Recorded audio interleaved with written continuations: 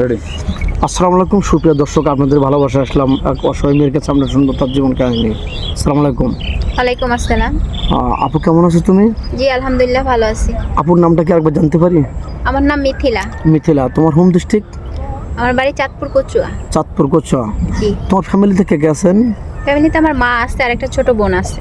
ও আচ্ছা, তোমার আব্বু? আব্বু নেই, আব্বু মারা গেছে 2.5 বছর হয়। 2.5 বছর। এই যে গেছে, ঈদ গেছে, হ্যাঁ মনে পড়েনি বাবার কথা?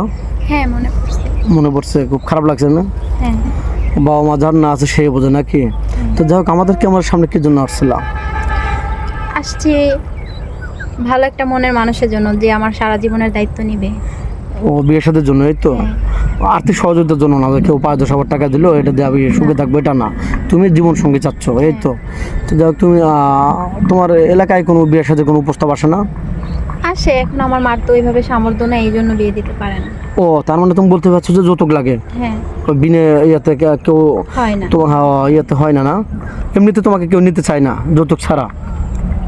ও আচ্ছা, তোমাদের কি অর্থ সম্পদ টাকা পয়সা এরকম কোনো কিছু নেই?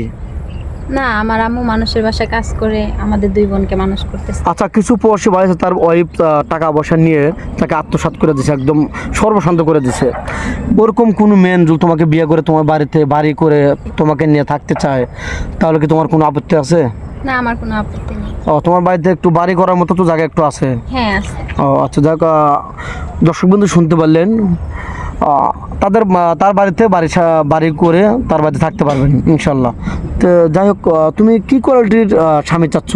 দাড়িওয়ালা হলে হবে, না হ্যান্ডসাম লাগবে, না কালো লাগবে, কীরকম তোমার চাহিদা? মানুষটা ভালো হলেই হবে, আর 5 ওয়াক্ত নামাজ কালামি হলে হবে।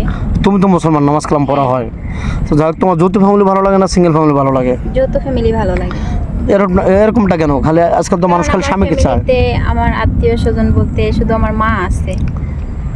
এই জন্য তুমি সবাইকে নিয়ে বাঁচতে হ্যাঁ, চাও, ওই তো? সবাইকে নিয়ে থাকতে চাই। আচ্ছা, তোমার এই বাংলাদেশের 64 জেলা, তোমার কোন জেলাটা ভালো লাগে? সিলেট ভালো লাগে? আমাদের গ্রামই ভালো লাগে। ও আচ্ছা, যে জায়গায় তোমার জন্মভূমি, এটাই তো? ও, যাই হোক, তোমার স্বামী যদি তোমাকে ভালোবেসে বিয়ে শাদী করার পরে কোথাও নিয়ে যাইতে চায় ঘুরতে, তুমি কোথায় যাবা? সে আমাকে যেখানে নিয়ে যাবে আমি ওখানে যাব। ও, স্বামীর খুশি তোমার খুশি, এই হ্যাঁ, তো? আমার খুশি। তো যাই হোক, তোমাকে বাড়িতে রেখে গেলেন, তোমার দায়িত্ব দিয়ে গেলেন, তার বাবা মার তাদের সাথে কি বাজি রেট করবে?